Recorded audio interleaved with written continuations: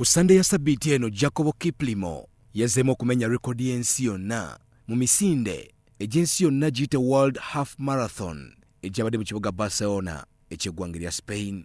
Ethiopia Yomifu Kejelcha yabadde alina rekodi eno nga yaddukira eddakiika 5:7 ne seconds 30 wabula Kiplimo yagimenye ne seconds 48 nga yaddukidde eddakiika 5:6 ne seconds 42 n'afuuka omuntu yekka eyali adduse kilomita 21 n'akatuntundu kamu mu nsi yonna wansi w'eddakiika 5:7. It was not something easy to go and break the record, but to me it's about the hard work you are doing and you believe in yourself. Most of the people will say that this person, they have just trained for 1 month and they just go and win the race, but it's just about the hard work. Yebazizza bonna abalina kye bakoze ku buwanguzi bwe. First of all, for me, I want to thank the people that they are surrounding on me. Our coaches, not the first people is surrounding us, is the coaches. Then the management, the teammates. So for me, I want to tell them thank you so much for the support. About the record, it was just something, I reached there, I saw my bottle was a little bit okay, the legs were moving. The first day we reached there, I see the border, it's okay. The next day, I see the border, it's okay. And then a lot of people were asking me about the best, which best you want. I tell them, may I just come here to run my good race.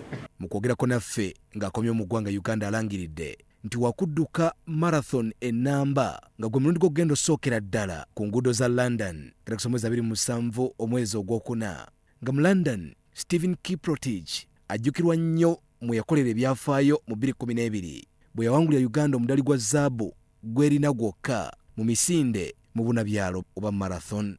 We want to bring back that glory again because now we have lost a lot of people. They just came, then they go. And for us now, we are coming.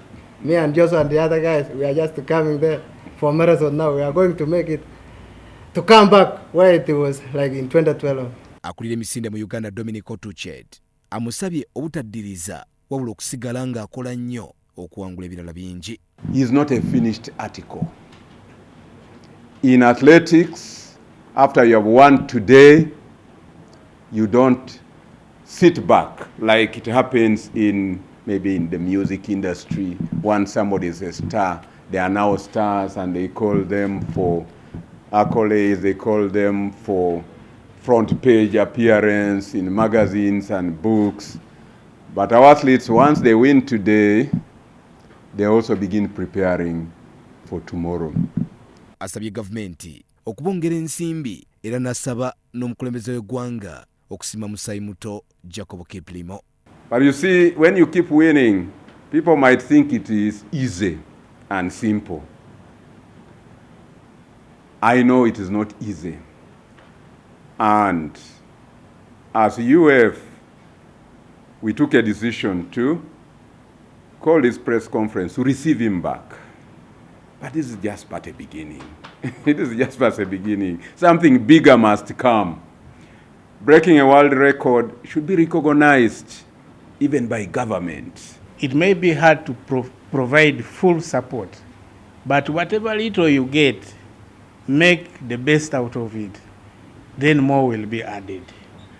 I'm proud that the government now takes athletics as one of the priority sports in the country because of the results they show and they provide accountability in real time. Kiplimo azawanika bendera y'eggwanga okuva mu 2017 lwe yasooka okuwangula zaabu mu mpaka eza World Junior Championships ezali wano mu ggwanga Uganda ng'oluvannyuma azze awangula zaabu okuli World Cross Country mu 2019 mu kibuga Aarhus ekya Denmark, 2023 mu Bathurst ekya Australia ne 2024 mu Belgrade ekya Serbia. Kuno kugatta gold 2 ze yawangula mu Commonwealth mu 15,000 mu kibuga Birmingham ekya Bungereza wamu ne bronze eya World Championship gye yawangulira mu Eugene, Oregon mu ggwanga lya America, kussa bronze eya Olympics gye yawangulira mu kibuga Tokyo mu ggwanga lya Japan.